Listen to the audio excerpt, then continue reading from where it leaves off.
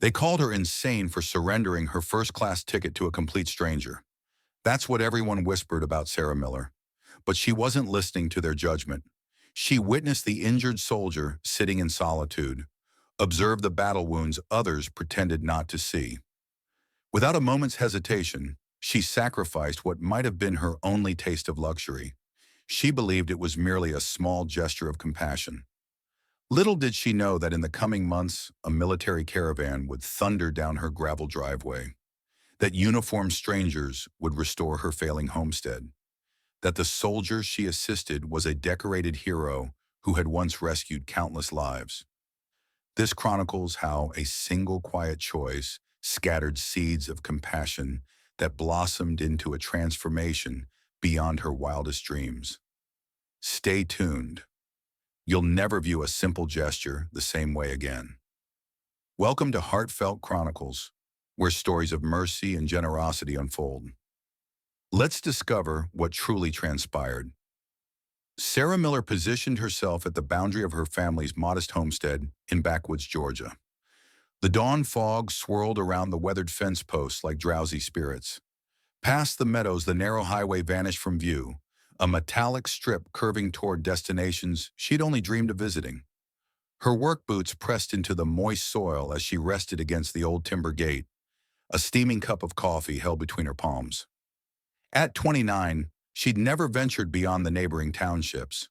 Her universe consisted of the homestead, a deteriorating inheritance from her deceased parents, and the modest weekend market where she peddled fresh produce and homemade preserves. It wasn't hatred that kept her there. There existed a quiet honor in nurturing life from reluctant earth, in recognizing every dawn and every groove in the dirt path like familiar companions. Yet occasionally, when stars spread across the vast sky, Sarah would remain awake, yearning for something, anything beyond her current existence. She fantasized about places where roads stretched endlessly, oceans too vast to see across, peaks so tall they stole your breath away. Traveling remained a distant dream, though. The homestead barely sustained itself. She mended the roof personally, repaired machinery with second-hand components, and purchased groceries with whatever remained after livestock feed was covered. Flight tickets, accommodations, getaways, they existed in an entirely different realm. Until the surprise invitation materialized. It arrived as an elegant ivory envelope bearing her name in recognizable flowing handwriting. Sarah opened it with work-hardened fingers and discovered a wedding invitation from Amanda Clark, her former college companion, and among the few friends who maintained contact after Sarah returned home to manage the farm. Amanda was marrying in Seattle. Within the envelope lay another shock, a printed flight confirmation purchased with Amanda's accumulated points. "I refuse to accept refusal," Amanda had scrawled below. "You're attending, Sarah. You've earned some excitement." Sarah examined the ticket extensively, the magnitude slowly registering. She'd need to arrange farm supervision, gather funds for appropriate attire, learn how airports function. But beneath the anxious flutter in her heart, enthusiasm began growing. Perhaps the moment had arrived. 14 days later, Sarah stood in the small local airport, gripping her boarding pass like salvation. She donned her finest denim, a fresh plaid shirt, and her old leather boots buffed until they gleamed. Everything felt alien. The masses, the robotic announcements echoing overhead, the flashing displays filled with abbreviations and schedules. Upon finding her gate, she settled into a plastic seat near the window and observed aircraft moving across the tarmac. She smiled quietly, feeling simultaneously displaced and remarkably alive. "Pardon me, miss. Is this spot available?" Sarah turned to see an aged man leaning heavily on a walking stick. His right leg remained rigid, hardly flexing as he lowered himself down. His hands gripping the cane showed deep scarring, as though from ancient burns. A worn military cap sat low over his forehead. The faded material displayed an emblem from a unit Sarah couldn't identify. "Certainly," she replied, shifting her bag aside. He acknowledged gratefully but remained silent. As he settled, Sarah noticed how surrounding people subtly distanced themselves, creating space around him. Some cast brief glances at his wounds. Others completely avoided looking his direction. Sarah recognized that type of silence. She'd witnessed it frequently during her father's final months when illness had ravaged his body, leaving him weakened and hollow. It was the quiet of people uncertain what to say, choosing silence instead. She offered a gentle smile, and after a long pause, the man reciprocated, his mouth's corners lifting beneath his cap's shadow. The boarding announcement crackled over speakers. Flight 723 to Seattle, now boarding. As Sarah rose, smoothing her jeans, her ticket indicated Group 3. However, as she approached the gate, an airline employee stopped her. "Miss Miller, congratulations. You've received a complimentary upgrade to first class today." Sarah stared astonished. "Are you certain?" The woman beamed. "Absolutely. Enjoy your journey." She joined the first-class boarding line, feeling stares from passengers clutching their later group tickets. It seemed unreal, as though she was stepping into another person's existence, even briefly. While presenting her ticket, Sarah glanced back at the man with the cane, who struggled lifting his weathered duffel onto his strong shoulder. He was heading toward the aircraft's rear. Coach, middle seat, likely. 14 hours to Seattle. The gate agent smiled cheerfully. "Enjoy your flight, Miss Miller." Sarah paused.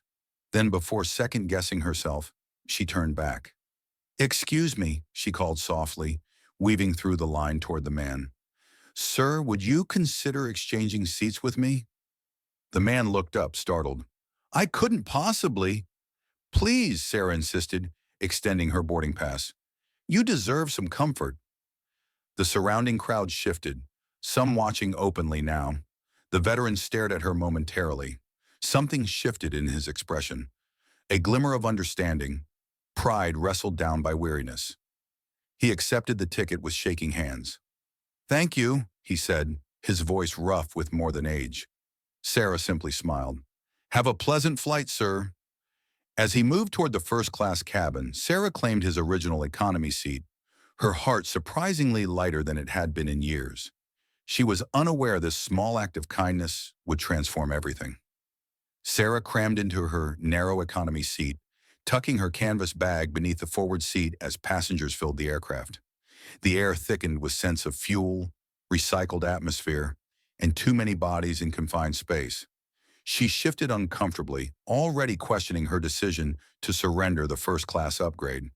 But when she peered forward past rows of worn fabric seats and restless passengers, she glimpsed the veteran settling into a spacious leather chair at the plane's front. A flight attendant bent down speaking with him, offering a genuine smile finally free of pity. Jim Carter, if that was indeed his name, appeared uncomfortable but deeply appreciative, his scarred hands gripping the armrests as though unable to believe he belonged there. Sarah smiled faintly and relaxed in her seat, satisfied. Perhaps not every good deed went unrecognized after all. The flight stretched endlessly. 14 hours was lengthy under ideal circumstances, and economy seating fell far short of ideal. Her seatmate dozed with his mouth agape, snoring loudly. The child across the aisle repeatedly dropped his tablet, each crash making Sarah startle. The meal was forgettable, the coffee bitter, and every restroom visit felt like a minor expedition. Yet throughout it all, Sarah felt strangely uplifted. She contemplated the quiet man in first class, considered the burdens he must bear, both physical and invisible, and how such a minor act had carved a bright, human moment from an otherwise routine day. Midway through the flight, Sarah stretched her legs by walking toward the aircraft's rear. Passing the first-class curtain, she saw him again. Unlike most other passengers, he wasn't sleeping. Instead, he gazed thoughtfully through the window, his posture less guarded now, shoulders more relaxed. Their eyes met briefly. He offered a nod, not of gratitude this time, but something deeper. Recognition, respect. Sarah nodded back and continued walking. When the plane landed in Seattle that late evening, the airport buzzed with exhaustion and relief as passengers pushed past each other toward baggage claim. Sarah never encountered the veteran again. In the confusion of arriving relatives, luggage carousels, and the unfamiliar vastness of a massive airport, he simply vanished. She thought briefly she should have learned his name, should have done more, but realized some moments weren't meant to be prolonged or analyzed. Some were perfect precisely because they concluded before becoming complicated. Amanda's wedding exceeded all of Sarah's hopes while defying her expectations. Situated in a charming vineyard nestled in hills outside the city, the ceremony was both simple and moving. Sarah laughed and danced, toasting with strangers who embraced her like family. For once, she allowed herself complete presence, inhaling the fragrance of fresh flowers, feeling the cool evening wind tugging at her borrowed dress, tasting the sweetness of life lived beyond the farm's boundaries. When she boarded her return flight a week later, economy class and stiff-legged again, Sarah minded not at all. The journey had been more than worthwhile. Life resumed its familiar pattern upon her return. Morning tasks, market stalls, endless lists of items to fix, patch or mend. The memory of the flight, the wounded veteran, and the seat she'd surrendered became another bright thread woven into the quiet tapestry of her days. She expected nothing more from it.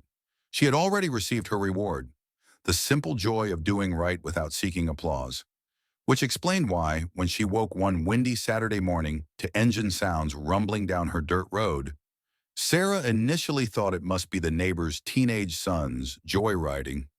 She threw on a jacket and headed for the porch, good-naturedly grumbling about kids in their trucks. But stepping outside, her breath caught. These weren't pickup trucks. It was a convoy. 3 olive-green Humvees rolled to a stop at her driveway's end. Soldiers in crisp army uniforms emerged, their boots grinding against the gravel. A black SUV with government plates idled behind them, dust swirling around its tires. And leading them all, stepping carefully from the front Humvee, was the man she thought she'd never see again. Jim Carter. Only now he wasn't the anonymous, battered passenger she'd offered a seat. Now he stood tall and straight in full-dress uniform, gleaming medals pinned to his chest, a slight limp still revealing the injuries he'd carried home from distant battlegrounds. He smiled upon seeing her, a slow, genuine smile that erased years from his scarred face. Sarah's heart thundered in her ears as she stumbled down the porch steps, confusion and awe competing for space in her chest. She had no words, but somehow knew everything was about to change again. Sarah barely managed to step off the final porch stair before Jim Carter stood before her, close enough that she could see his uniform's fine stitching, the battered but polished boots, the gleam of metals catching the gray morning light. "Miss Miller," he said, voice steady but warm, "it's wonderful to see you again." Sarah opened her mouth to respond, but words failed. She simply stared, still stunned by the sight of armored vehicles lining her dirt driveway and soldiers standing at attention like some surreal honor guard. Jim's smile deepened as though he understood. "You appeared just as surprised as I was," he added, a quiet chuckle hidden in his voice. Finally, Sarah found her footing. She began, then shook her head, a helpless laugh bubbling up. "I don't understand. What's happening?" Jim stepped back and gestured toward the SUV. A man in a dark suit, earpiece visible under close-cropped hair, approached with military precision. He handed Sarah a thick envelope and offered a respectful nod before retreating. Sarah turned the envelope over in her hands. Her name was handwritten across the front in careful script. Inside was a single sheet of paper, heavy and official-looking, bearing the gold crest of the United States Army at the top. Certificate of Recognition for an Act of Extraordinary Kindness and Humanity toward a veteran of the United States Armed Forces. The Department of the Army extends its deepest gratitude to Miss Sarah Miller. Her actions embody the spirit of compassion, respect, and dignity that every soldier fights to protect. Presented by Colonel James Carter, 3rd Special Forces Group Airborne. Sarah blinked, reading the words once, then twice. Colonel, he wasn't just any veteran. He wasn't just a man she had helped on a plane. Jim Carter, Colonel Carter, had been part of one of the Army's most elite units. She looked up speechless, meeting his gaze. He lifted a hand almost sheepishly. You didn't know who I was, he said, and that's exactly why it meant so much. Behind him, a few soldiers were unloading something large from the back of one Humvee. Sarah could hear the clink of metal and the dull thud of heavy wood hitting the ground. "What are they doing?" she asked, voice barely above a whisper. Jim's smile was almost mischievous now. "We brought you something. Several things, actually." Sarah watched in amazement as two soldiers carefully carried a large wooden crate toward her porch. Another group was setting up what looked suspiciously like construction materials: planks of wood, fencing, wire, heavy tools. "What is this?" she asked again, more firmly. This time Jim turned fully toward her, his posture straight, almost ceremonial. "You gave me comfort and dignity when you had no reason to," he said simply. "You surrendered something precious, a seat that could have made your journey easier, just to make mine bearable." Sarah shook her head. "It was just a seat." "It wasn't," Jim said, voice gentle but insistent. "Not to me." He stepped closer again, lowering his voice so only she could hear. "I was returning from a treatment program in Seattle. Burn recovery, surgery after surgery. Most days I felt like I wasn't even human anymore. Just a collection of scars that people wanted to forget." Sarah swallowed hard. That day on the plane, it was the first time in months that someone saw me. Not the injuries, not the uniform, just me. For a moment, neither spoke. The cold air bit at Sarah's cheeks. A crow called in the distance. Finally, Jim continued, his tone shifting to something brighter. "So we thought it was only fair to repay a little of that kindness." He pointed to the crates and materials. "We're going to rebuild your barn." Sarah's breath caught in her throat. "What?" Jim nodded. "One of the guys in my unit runs a construction company now. When I told the team what you did, they volunteered, took leave, flew in on their own time. They wanted to do this. Not just for me, for you." Sarah looked at the barn. Her father's old pride now half collapsed after a storm last spring. She had tried, patch by patch, to keep it standing, but it was beyond her skills and budget. "You don't have to," she began, her voice cracking. Jim's expression softened. "We want to." The day transformed into a whirlwind of activity. Soldiers worked with the efficiency and camaraderie that came from years of depending on each other. Sarah barely had time to process it all, watching as they measured, cut, hammered, and repaired. Some erected fresh fencing around her livestock pen. Others replaced sagging beams and reinforced walls. They laughed and exchanged jokes as they worked, filling the farm with lively energy Sarah hadn't felt since before her parents passed. At one point, as she carried out lemonade for the crew, she found herself standing beside Jim, watching his men work. "You didn't have to do all this," she said softly. He looked at her, a glint of humor in his eyes. "You didn't have to give up your seat." Sarah smiled, her throat tight with emotion. "Fair enough," she said. They stood there for a long moment, two people who had crossed each other's paths by pure chance and whose lives had been quietly, irrevocably changed because of it. As the sun dipped low behind the trees, casting long golden shadows across the fields, Jim turned to her one final time. "There's one more thing," he said, reaching into his uniform jacket. He pulled out a small weathered coin. "This is a challenge coin," he explained, pressing it into her hand. "It's something we pass between soldiers to recognize acts of valor, loyalty, or brotherhood." Sarah turned the coin over. On one side was the emblem of the 3rd Special Forces Group. On the other, a simple phrase, "Deeds, not words."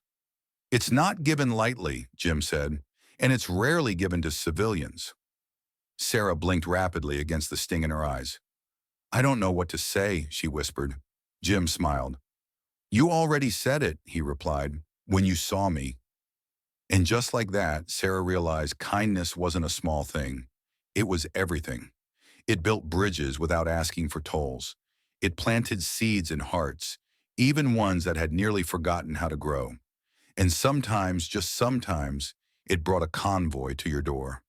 The barn stood tall and strong under the afternoon sun, its new red paint still fresh, gleaming against the backdrop of endless green fields. Sarah leaned against the porch railing, arms crossed loosely over her chest, watching the final few nails hammered into place. It looked like it belonged in a postcard now, not the crumbling relic she had almost given up on saving. In the space of a single day, everything had changed. Not just the barn, not just the farm, but something inside Sarah too. As the soldiers packed up their tools and loaded the empty crates back into the Humvees, Jim Carter approached her one final time. "We'll be heading out soon," he said, his voice touched with something Sarah couldn't quite place, something like regret, but gentler. She nodded, not trusting herself to speak. The thought of the convoy leaving, of the quiet settling back into the farm once more, left a hollow ache in her chest. Jim seemed to sense it. "There's one more thing," he said, pulling a manila folder from inside his uniform jacket. Sarah raised an eyebrow as she took it. Inside was a neatly typed letter on official Department of Veterans Affairs letterhead and a check. Her breath caught when she saw the amount. "Jim, what is this?" she whispered, stunned. "The guys pitched in," he said almost sheepishly. "Some of it's from the Veterans Support Fund. Some of it's from us personally. We wanted to make sure the farm stays yours for good." Sarah's knees nearly gave out. The money was enough to cover the back taxes she'd been quietly dreading for months, and then some. Enough to repair the house, replace the tractor, maybe even hire help for the harvest season. It wasn't charity. It wasn't pity. It was gratitude, pure and simple. She pressed the folder to her chest, overwhelmed. "I don't know what to say." Jim gave her that small, quiet smile again. "Then don't say anything," he said. "Just promise me you'll keep growing things here." Sarah laughed through the tears gathering in her eyes. "That, Colonel Carter, I can promise."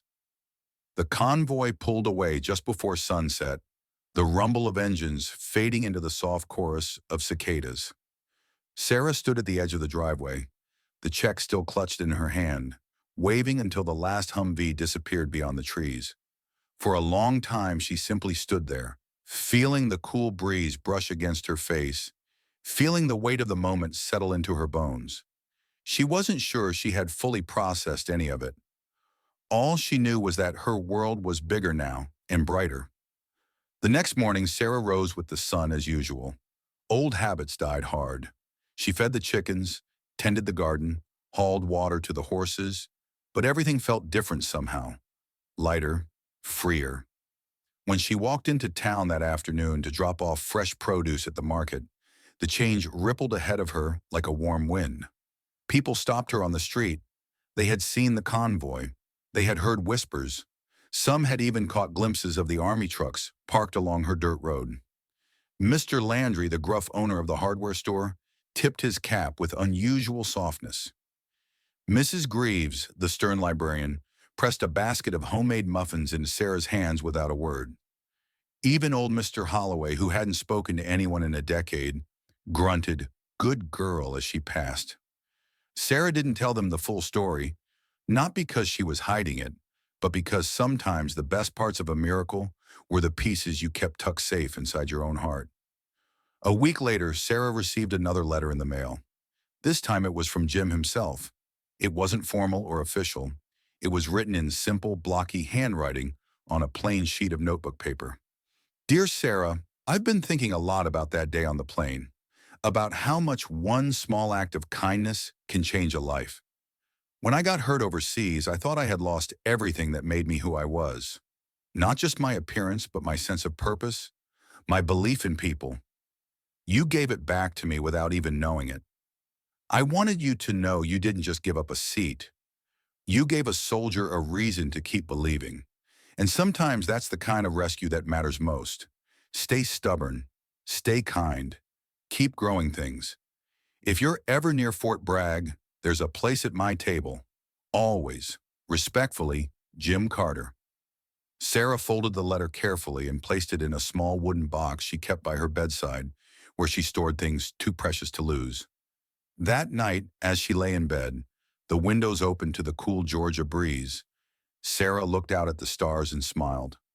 Somewhere out there, a man she barely knew, and yet somehow knew deeply, was carrying her kindness forward.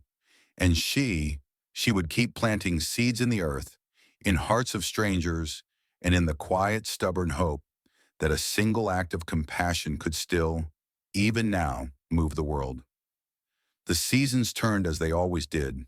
Summer softened into autumn, and Sarah's fields ripened under the golden sun. Rows of pumpkins swelled bright and heavy on the vines. Apples blushed deep red on the trees her father had planted years before. The air grew crisp, carrying the scent of wood smoke and wet earth. It should have felt like any other harvest season, but it wasn't. Sarah Miller's farm was no longer just surviving, it was thriving. The new barn, a gift born of kindness, stood proudly in the heart of the property. Its broad doors opened to reveal gleaming tools, stacked hay bales, and healthy livestock. For the first time in years, the roof didn't leak. The fences stood firm. The fields stretched lush and orderly under her careful hand. Neighbors who once passed by with little more than polite nods now slowed their trucks to wave or pulled into the drive with offerings of spare equipment, old tools, or simply warm words. Something had shifted, not just on the land, but in the community. Sarah wasn't just the quiet farm girl anymore. She had become something else, a symbol maybe, a reminder that kindness, when sown well, bore fruit long after the planting. She started small. At the Saturday market, she set out a wooden box beside her produce stand with a handwritten sign, "Take what you need, pay what you can." At first, she worried she would be taken advantage of, but something remarkable happened. People began leaving more than money. One morning, she found a sack of fresh-baked bread tucked beside the egg cartons. Another day, a handwritten note that read simply, "You helped my brother when he came home from the war. Thank you." And every Saturday, without fail, an anonymous envelope containing exactly $20 appeared under her basket of apples. No name, no note, just steady, quiet support. Sarah never tried to find out who left it. Some things she realized were better left as mysteries wrapped in grace.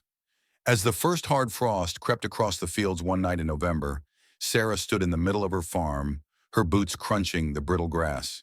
She closed her eyes and breathed in the cold air, letting it fill her chest, steady and sure.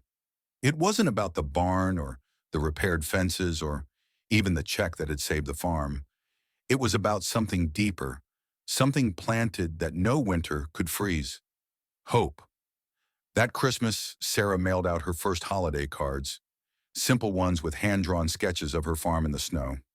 She sent one to Amanda, thanking her again for the plane ticket that had started it all.